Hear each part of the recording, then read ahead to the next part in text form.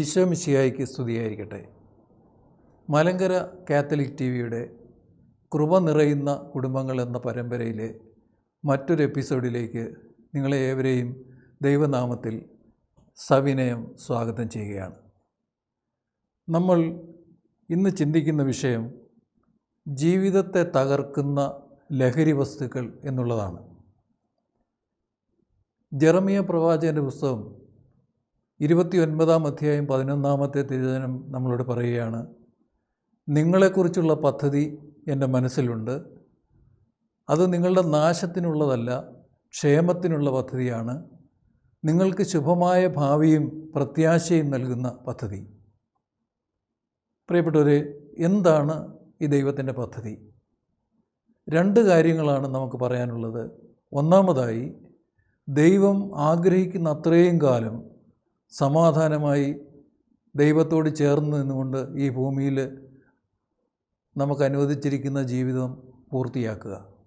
രണ്ട്, നമ്മുടെ മരണത്തിന് ശേഷം നിത്യമായി ദൈവത്തോടൊപ്പം ആയിരിക്കുക. ഈ രണ്ട് പദ്ധതികളെയും തകർത്ത് കളയാനായിട്ട് സാധിക്കുന്ന വസ്തുക്കളാണ് ലഹരി വസ്തുക്കൾ. അതുകൊണ്ടാണ് കൃപ നിറയുന്ന കുടുംബങ്ങൾ എന്നുള്ള ഈ പരമ്പരയിൽ ഈ വിഷയം, ലഹരി വസ്തുക്കളെ പറ്റിയുള്ള ഒരു വിഷയം ഇവിടെ പ്രതിപാദിക്കാനായിട്ടുള്ള പ്രധാനപ്പെട്ട കാരണം. ലഹരി വസ്തുക്കൾ നമ്മളുടെ ഭൂമിയിലെ ജീവിതത്തെയും നിത്യജീവനെയും തടസ്സപ്പെടുത്തുന്ന വസ്തുക്കളാണ്. അതുകൊണ്ടാണ് കേരള കത്തോലിക്ക മെത്രാൻ സമിതി ഈ വിഷയത്തെ വളരെ ഗൗരവപൂർവ്വം കാണുന്നത്.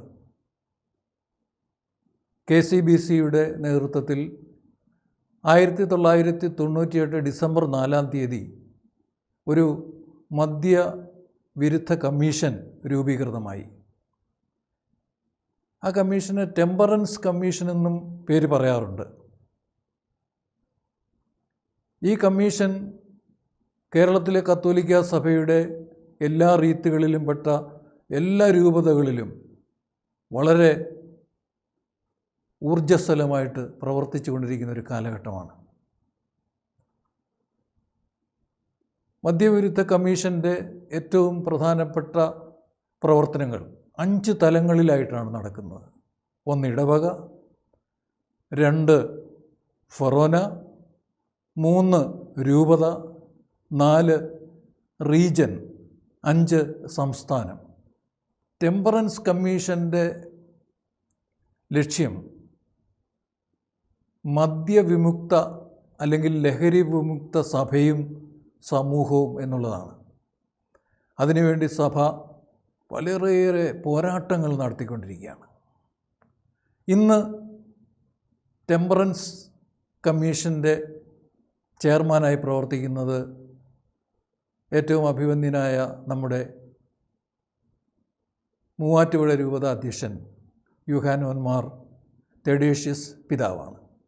2 വൈസ് ചെയർമാന്മാരുണ്ട്. ഒരാൾ വിജയപുരം മെത്രാൻ ബഹുമാനപ്പെട്ട സെബാസ്റ്റ്യൻ തെക്കത്തുചേരിൽ പിതാവാണ്. 2ാമത് വൈസ് ചെയർമാനായി തിരുവനന്തപുരം ലത്തീൻ അതിരൂപതയുടെ സഹായമെത്രാൻ അഭിവന്ദ്യനായ ക്രിസ്തുദാസ് പിതാവാണ് സേവനമനുഷ്ഠിക്കുന്നത്. ഈ പിതാക്കന്മാരോടൊപ്പം അനേകം വൈദികരും സിസ്റ്റേഴ്സും ആത്മായ നേതാക്കളും അന്മായരുമെല്ലാം കൂട്ടായി പ്രവർത്തിക്കുന്നതിൻ്റെ ഫലമായിട്ട് സഭയിൽ ഈ കാലഘട്ടത്തിൽ അത്ഭുതകരമായ പ്രവർത്തനങ്ങൾ നടത്താൻ സാധിച്ചു. അനേക മക്കളെ മദ്യത്തിൻ്റെ പിടിയിൽ നിന്ന് മോചിപ്പിക്കാനായിട്ട് സാധിച്ചിട്ടുണ്ട്. KCBCയുടെ ടെമ്പറൻസ് കമ്മീഷൻ്റെ പ്രവർത്തനങ്ങൾ 3 തരത്തിലുള്ള പ്രവർത്തനങ്ങളാണ് നടത്തുന്നത്. 1 ഡിമാൻഡ് റിഡക്ഷൻ എന്ന് പറയും, 2 supply reduction, 3 risk reduction. Demand reduction കൊണ്ട് ഉദ്ദേശിക്കുന്നത് മദ്യപിക്കുന്നവരുടെ എണ്ണം കുറച്ചു കൊണ്ടുവരിക. അതിന് ഇതുവരെ മദ്യപിക്കാത്ത യുവജനങ്ങളെയും മറ്റും ബോധവൽക്കരണത്തിലൂടെ മദ്യത്തിൻ്റെ മോശപ്പെട്ട വശങ്ങൾ പറഞ്ഞു കൊടുത്ത് ഒരിക്കലും മദ്യപിക്കാതിരിക്കുന്നവരാക്കി മാറ്റുക. ഇതിനെന്തെല്ലാം ചെയ്യുന്നു എന്ന് ചോദിച്ചാൽ കുറച്ച് കാര്യങ്ങളൊക്കെ നമുക്ക് പറയാനായിട്ട് സാധിക്കും. സെമിനാറുകൾ നടത്തുന്നു, ബോധവൽക്കരണ ക്ലാസ്സുകൾ നടത്തുന്നു, അതുപോലെ തന്നെ തെരുവ് നാടകങ്ങൾ നടത്തുന്നു, ഭവന സന്ദർശനങ്ങൾ, ലഘുലേഖ വിതരണം ചെയ്യുന്നു. അതുപോലെ ലഹരി വസ്തുക്കൾക്കെതിരെയുള്ള പ്രെയർ കാർഡുകൾ, പ്രാർത്ഥനാ കാർഡുകൾ അടിച്ച് ആളുകളെ കൊണ്ട് ഇതിനു വേണ്ടി പ്രാർത്ഥിപ്പിക്കുന്നു. ഇങ്ങനെയൊക്കെയുള്ള പ്രവർത്തനങ്ങളാണ് ഡിമാൻഡ് റിഡക്ഷനിൽ നമ്മൾ കാണുന്നത്. ഇനി KCBCയുടെ രണ്ടാമത്തെ പ്രവർത്തനം എന്ന് പറയുന്നത് സപ്ലൈ റിഡക്ഷൻ. ഇത് നിയമപരമായ പോരാട്ടങ്ങളിലൂടെ മദ്യത്തിൻ്റെ അളവ് കുറച്ചു കൊണ്ടുവരിക, അതുപോലെ മദ്യം വിൽക്കുന്ന വിൽപ്പനശാലകളുടെ എണ്ണം കുറച്ചുകൊണ്ട് വരിക, ഗാന്ധിയൻ മാർഗത്തിലുള്ള സമരങ്ങൾ നടത്തുക. അതോടൊപ്പം തന്നെ ചാനൽ ചർച്ചകളിലൊക്കെ നമുക്ക് ലഹരി മോചനത്തെപ്പറ്റി അല്ലെങ്കിൽ മദ്യം രഹിത സമൂഹത്തെപ്പറ്റി ജനങ്ങളെ ബോധവാന്മാരാക്കുക. ഇങ്ങനെയുള്ള ഗാന്ധിയൻ മാർഗത്തിലൂടെ നടത്തുന്ന പ്രക്ഷോഭ പരിപാടികളാണ് രണ്ടാമത്തെ സപ്ലൈ റിഡക്ഷൻ കൊണ്ട് ഉദ്ദേശിക്കുന്നത്. ഇനി മൂന്നാമത്തെ പ്രവർത്തനം എന്ന് പറയുന്നത് റിസ്ക് റിഡക്ഷൻ. അതായത് മദ്യത്തിന് അടിമപ്പെട്ടു പോയവരെ അതിൽ നിന്ന് മോചിപ്പിച്ചെടുക്കുകയും അവരെ പുനരധിവസിപ്പിക്കുകയും ചെയ്യുന്ന ഒരു ബൃഹത്തായ പദ്ധതിയാണ്. KCBCയുടെ നേതൃത്വത്തിൽ പുനരധിവാസത്തിന് 3 കാര്യങ്ങളാണ് ചെയ്യുന്നത്. 1, ഡി അഡിക്ഷൻ ചികിത്സ കേന്ദ്രങ്ങളിൽ കൊണ്ടുപോയിട്ട് ചികിത്സിപ്പിക്കുക. 2, ആന്തരിക സൗഖ്യ ധ്യാനത്തിലേക്ക് ആളുകളെ പറഞ്ഞുവിടുക. 3, മദ്യപന്മാർക്ക് വേണ്ടിയുള്ള ഡി അഡിക്ഷൻ ധ്യാനത്തിലേക്ക് പറഞ്ഞുവിട്ട് അവരെ അതിൽ നിന്ന് മോചിപ്പിക്കുക. ഇങ്ങനെ KCBC വളരെ സ്തുത്യർഹമായ പ്രവർത്തനങ്ങൾ നടത്തിക്കൊണ്ടിരിക്കുകയാണ്. നമുക്ക് എല്ലാവർക്കും സഭയുടെ ഈ വലിയ ശുശ്രൂഷയോട് ചേർന്ന് നിന്നുകൊണ്ട് ഈ ശുശ്രൂഷ വിജയിപ്പിക്കാൻ വേണ്ടി പ്രാർത്ഥിക്കാനുള്ള കടമ നമുക്കുണ്ട്. അതുപോലെ എല്ലാ വിധത്തിലും ഈ ശുശ്രൂഷ സഹായിക്കാനുള്ള കൃപ നമുക്ക് ദൈവം തരട്ടെ എന്ന് പ്രാർത്ഥിക്കുന്നു. എന്താണ് ലഹരി വസ്തുക്കൾ? ശരീരത്തെയും മനസ്സിനെയും തകർത്ത് കളയുന്ന രാസവസ്തുക്കളെയാണ് ലഹരി വസ്തുക്കളെന്ന് പറയുന്നത്. അതുകൊണ്ടാണ് സിഗരറ്റ് പാക്കറ്റിൻ്റെ പുറത്ത് നമ്മൾ കാണുന്നു smoking is injurious to health. അതുപോലെ മദ്യക്കുപ്പിയുടെ പുറത്ത് എഴുതി വച്ചിരിക്കുന്നു മദ്യപാനം ആരോഗ്യത്തിന് ഹാനികരം. ഇത് 2 തരത്തിലുള്ള ലഹരി വസ്തുക്കളുണ്ടെന്ന് പറയാം. ചിലത് ഗവൺമെൻറ് അംഗീകരിച്ചിരിക്കുന്നു, ഗവൺമെൻറ് തന്നെ ചിലപ്പോൾ വിൽപ്പന നടത്തുന്നു. രണ്ടാമത്തെ കൂട്ടം ഗവൺമെൻറ് നിരോധിച്ചിരിക്കുന്നു. ലഹരി വസ്തുക്കളെ 5 തരത്തിൽപ്പെടുത്താറുണ്ട്. ഒന്നാമത്തെ കൂട്ടമാണ് മദ്യം, 2 പുകയില വസ്തുക്കൾ, 3 മയക്കുമരുന്നുകൾ, 4 ഔഷധങ്ങൾ, 5 ഡിസൈനർ ഡ്രഗ്സ്. ഇവയുടെ പ്രവർത്തനം പലതരത്തിലാണ്. മനുഷ്യ ശരീരത്തിൽ പലതരത്തിലുള്ള പ്രവർത്തനങ്ങളാണ് ലഹരി വസ്തുക്കൾ നടത്തുന്നത്. ആ പ്രവർത്തനങ്ങൾ വെച്ചിട്ട് ലഹരി വസ്തുക്കളെ 5ആയിട്ട് തരംതിരിക്കാറുണ്ട്. ഒന്നാമത്തെ കൂട്ടത്തിന് നാർക്കോട്ടിക്സ് എന്ന് പറയും, മലയാളത്തിൽ നിദ്രകങ്ങൾ. അതിൻ്റെ ഉദാഹരണം കറുപ്പ്, മോർഫിൻ, ഹെറോയിൻ, ബ്രൗൺ ഷുഗർ മുതലായവയാണ്. ഇവ വേദന സംഹാരികളായിട്ടും ഉറങ്ങാനുള്ള മരുന്നുകളായിട്ടും സാധാരണ ഉപയോഗിക്കപ്പെടുന്നതാണ്. ലഹരിക്ക് വേണ്ടി പലരും ഇത് ഉപയോഗിക്കുന്നു. ഇനി രണ്ടാമത്തെ തരം ഡിപ്രസൻസ് അല്ലെങ്കിൽ ശമനകങ്ങൾ എന്ന വിഭാഗമാണ്. ഏറ്റവും പ്രധാനമായിട്ടുള്ള ഉദാഹരണം മദ്യവും പുകയിലയും തന്നെയാണ്. എന്താണ് ഇവരുടെ പ്രവർത്തനമെന്ന് ചോദിച്ചാൽ, താൽക്കാലികമായി ഉത്തേജിപ്പിച്ച് പിന്നീട് തളർത്തിക്കളയുന്ന രാസവസ്തുക്കളാണ് ഡിപ്രസൻസ്. മദ്യം കഴിക്കുമ്പോൾ ഒരു ഉന്മേഷം തോന്നും, പക്ഷേ പെട്ടെന്ന് തന്നെ ഉന്മേഷം ഇല്ലാതാകും. ഇനി മൂന്നാമത്തെ വിഭാഗം എന്ന് പറയുന്നത് സ്റ്റിമുലൻസ് അല്ലെങ്കിൽ ഉത്തേജകങ്ങൾ. നമ്മുടെ സെൻട്രൽ നെർവസ് സിസ്റ്റത്തെ ഉദ്ദീപിപ്പിച്ച് അക്രമവാസനയുള്ളവരാക്കി മാറ്റും, എന്തും ചെയ്യാൻ മടിയില്ലാത്തവരാക്കി മാറ്റും. ആത്മഹത്യയൊക്കെ നിസ്സാരം കാര്യങ്ങളായിട്ട് കരുതി ചെയ്യും, കൊലപാതകം ചെയ്യാൻ യാതൊരു മടിയുണ്ടാകത്തില്ല. അങ്ങനെയുള്ള കൊക്കൈൻ, ആംഫിറ്റമിൻസ് മുതലായ ലഹരി വസ്തുക്കൾ ഇതിൻ്റെ ഉദാഹരണമാണ്. ഇനി നാലാമത് കൂട്ടം ലഹരി വസ്തുക്കളെ ആൻറ്റി ഡിപ്രസൻസ് അല്ലെങ്കിൽ ശമനക വിരോധികളെന്ന് പറയുന്നു. ഇപ്പോൾ അടുത്ത കാലത്ത് കണ്ടത് ഇവരും സ്റ്റിമുലൻസ് എന്നുള്ള വിഭാഗത്തിൽ ഇവരെ പെടുത്തിയിരിക്കുന്നു.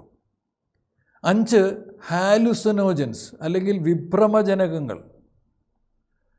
ഇതിന് പ്രധാന ഉദാഹരണങ്ങൾ കഞ്ചാവ്, മാജിക് മഷ്റൂം, LSD, ചരസ് മുതലായവയാണ്. ഇത് കഴിക്കുന്ന ആളുകൾക്ക് അവർക്ക് സുബോധം പരിപൂർണമായിട്ട് നഷ്ടപ്പെട്ടു പോവുകയാണ്.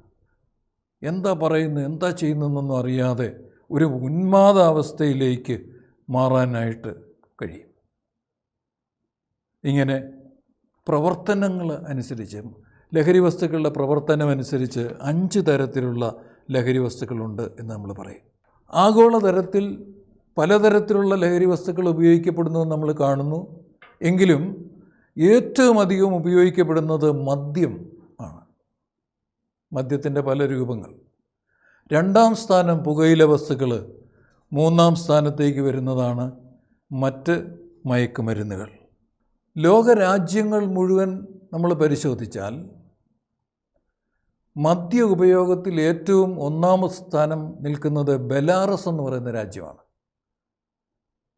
റഷ്യയുടെയും പോളണ്ടിൻ്റെയും ഒക്കെ അടുത്ത് സ്ഥിതി ചെയ്യുന്ന ഒരു രാജ്യമാണ് 1ാം സ്ഥാനം. റഷ്യയും അതിനടുത്ത് തന്നെ വരും. ആദ്യത്തെ 3 മദ്യ ഉപയോഗത്തിൻ്റെ രാജ്യങ്ങളിൽ റഷ്യയും ഉണ്ടാകും. ഇന്ത്യയുടെ സ്ഥാനം 119 ഇത് 2010 ഉള്ള ഒരു കണക്കാണ്.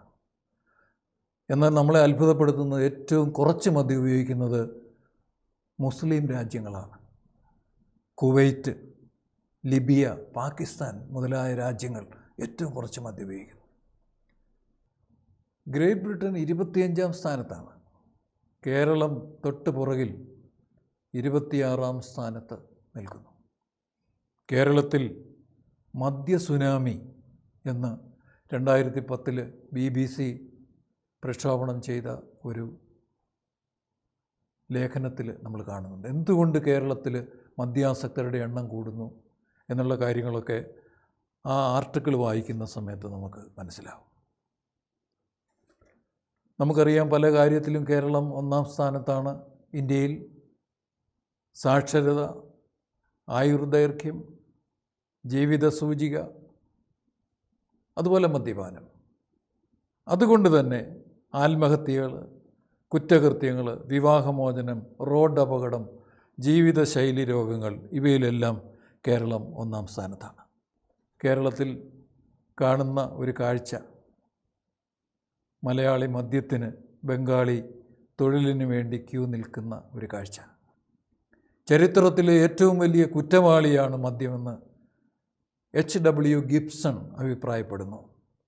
എല്ലാ ലോകമഹായുദ്ധങ്ങളിലും മരിച്ചവരേക്കാൾ അധികം പേരെ മദ്യം കൊന്നൊടുക്കി, മനുഷ്യരെ മൃഗങ്ങളാക്കി, ഐശ്വര്യം ആഗ്രഹിച്ച അനേകരെ തകർത്തു, ബലഹീനരെ നശിപ്പിച്ചു, ശക്തരെ ബലഹീനരാക്കി, ബുദ്ധിമാന്മാരെ വിഡ്ഢികളാക്കി, വിഡ്ഢിയെ അവൻ്റെ ഭോഷത്വത്തിൽ ചവിട്ടിമതിക്കുന്നു, നിഷ്കളങ്കരെ കെണിയിൽപ്പെടുത്തി അനേകരെ തകർക്കുന്നു. ഉപേക്ഷിക്കപ്പെട്ട ഭാര്യമാർക്കും വിശക്കുന്ന കുട്ടികൾക്കും മദ്യത്തെ അറിയാം. മദ്യം അതിൻ്റെ ജോലി ഇന്നും തുടർന്നുകൊണ്ടിരിക്കുന്നു. മദ്യം സമാധാനത്തിൻ്റെ അന്തകൻ. എന്താണ് മദ്യം? ഈഥൈൽ ആൽക്കഹോൾ, എത്തനോൾ എന്ന് പറയുന്ന വസ്തുവാണ് മദ്യം എന്ന് പറഞ്ഞ് നമ്മൾ ഉപയോഗിക്കുന്നത്. ഇതിന് പല രൂപത്തിൽ നമുക്ക് ലഭ്യമാണ്. കള്ള്, beer, wine, brandy, whisky, rum, ചാരായം, ഇതുകൂടാതെ പല പേരുകളിലും ഇന്ന് മദ്യം നമുക്ക് സുലഭമാണ്. ഇതിലെല്ലാം അടങ്ങിയിരിക്കുന്നത് മനുഷ്യ ശരീരത്തിന് ആവശ്യമില്ലാത്ത ഈഥൈൽ ആൽക്കഹോൾ എന്ന വസ്തുവാണ് എല്ലാ മദ്യത്തിലും അടങ്ങിയിരിക്കുന്നത്. ഇതിൻ്റെ വ്യത്യാസം ഈഥൈൽ ആൽക്കഹോളിൻ്റെ പെർസെൻറ്റേജിലുള്ള വ്യത്യാസം മാത്രം. യഥാർത്ഥ ഉപയോഗം, പണ്ട് കാലത്ത് അനസ്തേഷ്യയ്ക്ക് വേണ്ടി ഈഥൈൽ ആൽക്കഹോൾ ഉപയോഗിച്ചിരുന്നു. ആൻറ്റിഡോട്ടായി, ആൻറ്റിസെപ്റ്റിക്കായി, ഡിസിൻഫെക്റ്റൻ്റായി, സോൾവെൻ്റായിട്ട്, പ്രിസർവേറ്റീവ്, പെർഫ്യൂം, കോസ്മെറ്റിക്സിൽ സോപ്പ് ഉണ്ടാക്കാൻ വേണ്ടി, ചില ആയുർവേദ മരുന്നുകളുടെ നിർമ്മാണത്തിന്. ഇനി വളരെ പ്രധാനപ്പെട്ട ഉപയോഗം ഇപ്പോഴും ഇനി വരുന്ന നൂറ്റാണ്ടുകളിലും കൺവെൻഷണൽ ഫ്യൂവൽസൊക്കെ ഇല്ലാതായി കഴിയുമ്പോൾ വാഹനങ്ങൾ ഓടിക്കുന്ന ഇന്ധനമായിട്ട് ഉപയോഗിക്കപ്പെടുന്നു. അതാണ് ഏറ്റവും പ്രധാനമായിട്ട് ഇതിൽ ഈഥൈൽ ആൽക്കഹോളിന് വരാൻ പോകുന്ന ഉപയോഗം. അതുകൊണ്ട് ആരെങ്കിലും ഈഥൈൽ ആൽക്കഹോൾ എടുത്ത് കുടിച്ച് ഞാൻ ഈഥൈൽ ആൽക്കഹോൾ ഉപയോഗിക്കുന്നു എന്ന് പറഞ്ഞാൽ അത് ഉപയോഗമല്ല, ഈഥൈൽ ആൽക്കഹോളിൻ്റെ ദുരുപയോഗമാണ്. അങ്ങനെ ദുരുപയോഗിക്കപ്പെടുന്ന ആൽക്കഹോളിനെയാണ് നമ്മൾ മദ്യം എന്ന് വിളിക്കുന്നത്. വളരെ കുറഞ്ഞ അളവിൽ ചില ആയുർവേദ മരുന്നുകളിലൊക്കെ ഉപകാരപ്രദമാണ് ശരീരത്തിന്, എന്നല്ലാതെ മനുഷ്യന് കുടിക്കാൻ വേണ്ടി, വായിലൂടെ കുടിക്കാൻ വേണ്ടി സൃഷ്ടിക്കപ്പെട്ട ഒരു വസ്തുവല്ല ആൽക്കഹോൾ. ഈഥൈൽ ആൽക്കഹോളിനെ പറ്റി ഒരുപാട് തെറ്റിദ്ധാരണകൾ നിലനിൽക്കുന്നുണ്ട്. അതുകൊണ്ട് തന്നെയാണ് പലരും ആദ്യകാലത്ത് മദ്യപിക്കാനായിട്ട് പോകുന്നത്. ഇതിൽ തെറ്റായ ചിന്തകളും ശരിയായിട്ടുള്ള കാര്യങ്ങളുമാണ് ഇവിടെ പ്രദർശിപ്പിച്ചിരിക്കുന്നത്. മദ്യം പോഷക വസ്തു എന്ന് പറയുന്നു, അതിൽ ഒരു പോഷക ഗുണവുമില്ല. മദ്യം മരുന്നെന്ന് പറയും, പക്ഷേ മദ്യം മരുന്നല്ല, ആരോഗ്യത്തെ തകർക്കും. ചിലർ പറയും ലൈംഗിക ശേഷി കൂടും, അതുകൊണ്ട് ഉപയോഗിക്കാം, പക്ഷേ ലൈംഗിക വൈകൃതങ്ങളിലേക്ക് പോകും. ധൈര്യം തരുമെന്ന് പറഞ്ഞ് കുടിക്കുന്നവരുണ്ട്, പക്ഷേ അവരുടെ ഒരു തോന്നൽ മാത്രമാണ്, അവരുടെ സുബോധം നഷ്ടപ്പെടും. എല്ലാ പ്രശ്നവും തീരുമെന്ന് പറഞ്ഞ് കുടിക്കുന്നവരുണ്ട്, പക്ഷേ പ്രശ്നങ്ങളൊക്കെ തുടങ്ങുകയാണ് ചെയ്യുന്നത്. ഉറങ്ങാൻ നല്ലതെന്ന് പറഞ്ഞ് കുടിക്കുന്നവരുണ്ട്, പക്ഷേ ഉറക്കം വരില്ല, മയക്കം മാത്രമേ വരൂ. സാമ്പത്തിക പരാജയം മറക്കാൻ വേണ്ടി കുടിക്കുന്നവരുണ്ട്, അവരുടെ സാമ്പത്തിക ബാധ്യത കൂടി വരുന്നു. അങ്ങനെ എല്ലാ തെറ്റിദ്ധാരണ, ഏറ്റവും അധികം തെറ്റിദ്ധരിപ്പിക്കപ്പെട്ട ഒരു വസ്തുവാണ് മദ്യം. അടുത്തതായിട്ട് ഒരാൾ കുടിക്കുമ്പോൾ എന്ത് സംഭവിക്കുന്നു എന്നുള്ളതാണ് നമ്മൾ നോക്കാൻ പോകുന്നത്. ഇപ്പോൾ കുടിക്കുന്ന സമയത്ത് ആദ്യം കുടിച്ചു കഴിയുന്ന സ്വല്പ സമയത്തേക്ക് അയാൾ നല്ല ഉന്മേഷവാനായിട്ട് കാണപ്പെടും.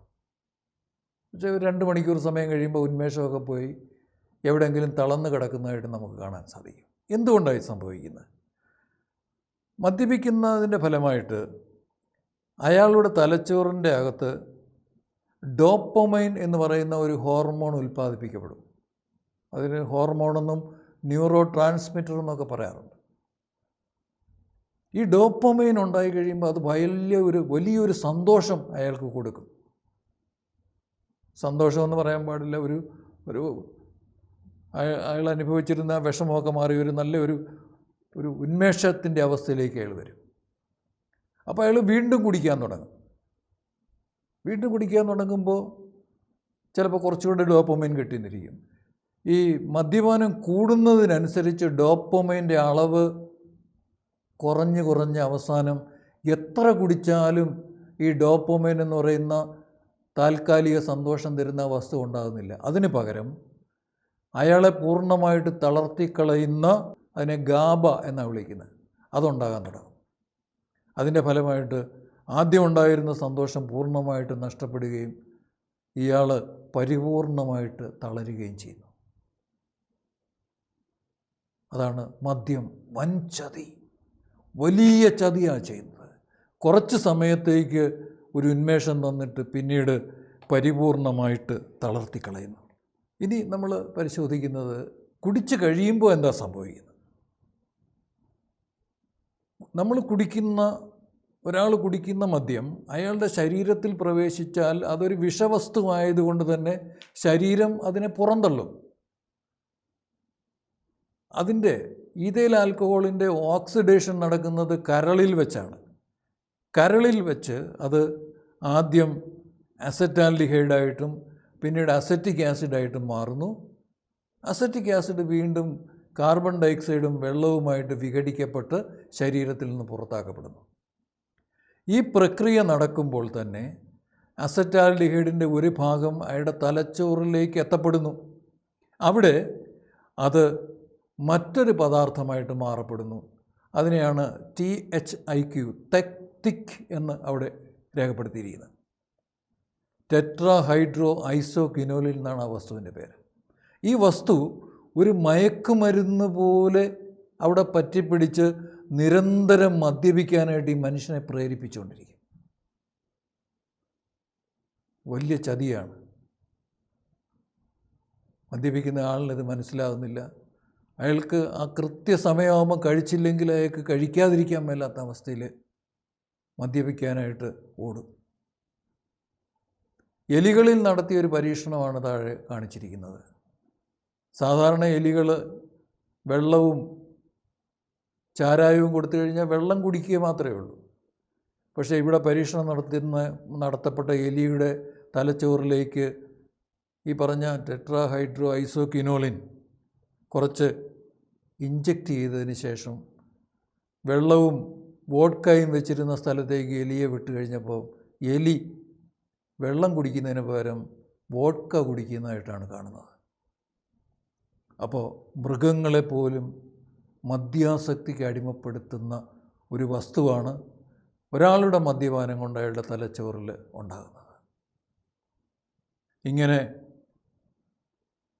ടെട്രാഹൈഡ്രോ ഐസോക്വിനോളിൻ തലച്ചോറിലുണ്ടാകുന്ന വ്യക്തിക്ക് ആ സമയമാകുമ്പോൾ മദ്യപിക്കാതിരിക്കാൻ പറ്റാതെ അതിൻ്റെ അടിമത്തത്തിലേക്ക് അയാൾ പോവുകയാണ്.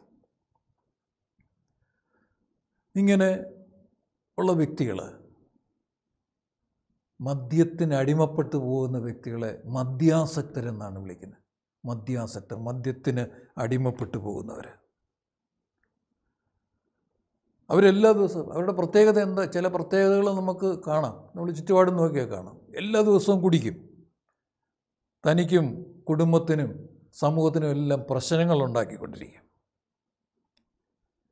ആത്മനിയന്ത്രണം നഷ്ടപ്പെടുന്നു. ഇപ്പോൾ പെട്ടെന്ന് കയറിയിട്ട് പ്രതികരിക്കും. അവരറിയുന്നില്ല അവരനേകർക്ക് ബുദ്ധിമുട്ടുണ്ടാക്കുന്നവരാണ്. അതിനെപ്പറ്റിയൊന്നും ചിന്തിക്കാനായിട്ട് അവർക്ക് കഴിയുന്നില്ല. അടുക്കേണ്ട ആളുകളെ അവരകറ്റി നിർത്തും. ഭാര്യയും മക്കളുമായിട്ടൊന്നുമല്ല ബന്ധം. അപ്പം കാണുന്നവനെ അവർ മദ്യപിക്കുന്നവരുമായിട്ട് കൂട്ടുകൂടി നടക്കുക. അവർക്ക് അംഗീകാരം ലഭിക്കുന്നില്ല. അവർ നല്ല മനുഷ്യരായിട്ടുള്ള ഒരുപാട് മദ്യപാനികൾ നല്ലവരാണ്, പരോപകാരികളാണ്, ലോലഹൃദയരാണ്. പക്ഷേ അവരെല്ലാവരും ഒരു രോഗത്തിൻ്റെ അടിമകളാണ്. പലരും മുറിവേറ്റവരാണ്. ദൈവത്തിൻ്റെ മഹത്വം അറിയാൻ കഴിയാതെ പോയവരാ. എന്നാൽ ദൈവം വളരെയേറെ സ്നേഹിക്കുന്നു. എല്ലാ പാപികളെയും ദൈവം സ്നേഹിക്കുന്നു. അപ്പോൾ ഇവരുടെ മോചനത്തിന് വേണ്ടി, മദ്യത്തിന് അടിമപ്പെട്ടവരുടെ മോചനത്തിന് വേണ്ടി ദൈവത്തിന് വലിയൊരു പദ്ധതിയുണ്ട്. അത് നമ്മൾ അടുത്തൊരു എപ്പിസോഡിൽ നമ്മൾ കാണും. മദ്യത്തിന് അടിമയായ വ്യക്തി ഒരു വലിയ പ്രതിസന്ധിയിലൂടെയാണ് കടന്നു പോകുന്നത്. അവർ കുറേ നാൾ മദ്യപിച്ച് കഴിയുമ്പോൾ മദ്യപാനത്തിൻ്റെ തകർച്ച കൊണ്ട് അത് മദ്യം നിർത്തണമെന്നുള്ള ആഗ്രഹമുണ്ട് അവർക്ക്. അതിനുവേണ്ടി തീവ്രമായിട്ട് ആഗ്രഹിക്കും ചിലർ. പക്ഷേ അവർക്ക് കഴിയാതെ വരുന്നു. റോമാലേഖനം 7-ാം അധ്യായത്തിൽ പാപത്തിൻ്റെ സ്വാധീനത്തെപ്പറ്റി പറയുന്നുണ്ട്. റോമ 7:19 പറയുന്നു, ഞാൻ ഇച്ഛിക്കുന്ന നന്മയല്ല, ഞാൻ ഇച്ഛിക്കാത്ത തിന്മയാണ് പ്രവർത്തിക്കുന്നത്. അങ്ങനെ മദ്യത്തിന് ഒരാൾ സാവധാനത്തിൽ അടിമയായിത്തീരുക. മദ്യപാനത്തിലേക്ക് നയിക്കുന്ന 4 ഘട്ടങ്ങളുണ്ട് എന്ന് ശാസ്ത്രീയമായ പഠനങ്ങൾ തെളിയിക്കുകയാണ്. ഒന്നാമത്തെ സ്റ്റേജിനെ പ്രീ ആൽക്കഹോളിക് സിംറ്റമാറ്റിക് സ്റ്റേജ് എന്ന് പറയും. ഇവിടുത്തെ പ്രത്യേകത കൂട്ടുകാരുടെ നിർബന്ധത്തിന് വഴങ്ങി അല്ലെങ്കിൽ വേറെ എന്തെങ്കിലും കാരണങ്ങൾ കൊണ്ട് വല്ലപ്പോഴുമൊക്കെ വർഷത്തിൽ അല്ലെങ്കിൽ മാസത്തിലൊരിക്കലൊക്കെ ഒരു മദ്യപാനം, അത് കമ്പനി കൂടാൻ വേണ്ടി ചെയ്യുന്ന ഒരു പ്രവൃത്തി. അതാണ് ആദ്യത്തെ സ്റ്റേജ്. ഇനി കുറേ കൂടെ കഴിയുമ്പോഴത്തേന് രണ്ടാമത്തെ സ്റ്റേജിലേക്ക് എത്തും.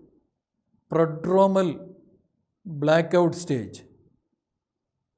ഇത് അയാൾക്ക് മദ്യപാനത്തോടുള്ള സന്തോഷം, മദ്യപിക്കുമ്പോൾ കിട്ടുന്ന ആ സുഖത്തിൽ ആനന്ദിച്ച് ഇടയ്ക്കിടയ്ക്ക് പോയി കുടിക്കുക. എന്നിട്ട് വീമ്പിളക്കും. എനിക്കങ്ങനെ ഭയങ്കര കൺട്രോളാണ്, എപ്പോൾ വേണമെങ്കിലും ഞാൻ കള്ളുകൂടി നിർത്താം എന്നൊക്കെ പറഞ്ഞ് വല്ലപ്പോഴുമൊക്കെ പോയി മദ്യപിക്കുന്ന ആ സ്റ്റേജാണ് രണ്ടാമത്തെ ഘട്ടം. ഇനി മൂന്നാമത്തേത് ക്രൂഷ്യൽ സ്റ്റേജ്. എല്ലാ ദിവസവും മദ്യപിക്കുന്ന ഒരവസ്ഥയിലേക്ക് പോവുകയാണ്. എന്ത് പ്രശ്നങ്ങളുണ്ടെങ്കിലും എല്ലാ ദിവസവും പോയി മദ്യപിക്കും. അതാണ് മൂന്നാമത്തെ ക്രൂഷ്യൽ സ്റ്റേജ്. അതിനെ നിർണായക നിർബന്ധ ഘട്ടം എന്ന് വിളിക്കാറുണ്ട്. നാലാമത്തേത് ക്രോണിക് സ്റ്റേജ്. എപ്പോഴും കുടിക്കുക. കുടിക്കാതിരുന്നു കഴിഞ്ഞാൽ വിറയൽ, ശരീരത്തിൽ മറ്റ് അസ്വസ്ഥതകൾ, അതുകൊണ്ട് എന്നും കുടിക്കുക. അതുകൊണ്ട് വളരെ പ്രധാനമായ ഒരു കാര്യം ശ്രദ്ധിക്കുക. ഒരു രസത്തിന് വേണ്ടി കുടിക്കുന്നവരിൽ 10ൽ 2 പേർ അതിൻ്റെ അടിമകളായി മാറുന്നു.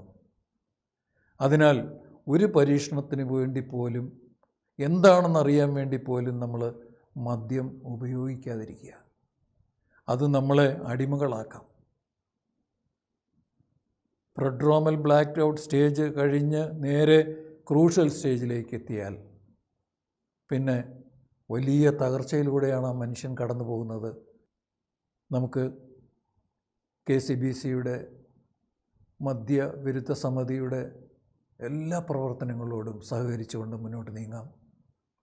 ദൈവത്തിൻ്റെ പദ്ധതി ഭൂമിയിൽ നിറവേറ്റപ്പെടാൻ വേണ്ടി എല്ലാ മക്കളെയും മദ്യത്തിൽ നിന്ന് വിമോചിപ്പിക്കാനുള്ള KCBCയുടെ പദ്ധതിയുമായി മുന്നോട്ട്, അതിനോടെല്ലാ സഹകരണവുമായി മുന്നോട്ട് പോകാം. ലഹരി വിമുക്ത സഭയും സമൂഹവും കെട്ടിപ്പടുക്കാൻ വേണ്ടി പിതാക്കന്മാരോടും വൈദികരോടും സിസ്റ്റേഴ്സിനോടും മറ്റ് ആത്മായ ശുശ്രൂഷകളോടും ഒപ്പം നമുക്കൊന്നു ചേരാം. ശുശ്രൂഷകളുടെ വിജയത്തിന് വേണ്ടി നമുക്ക് ആത്മാർത്ഥമായിട്ട് പ്രാർത്ഥിക്കാം. നമ്മളെ കഴിയുന്ന എല്ലാവിധ സഹായ സഹകരണങ്ങളും നൽകാം. ദൈവം നമ്മളെല്ലാവരെയും അനുഗ്രഹിക്കട്ടെ. ആമേൻ.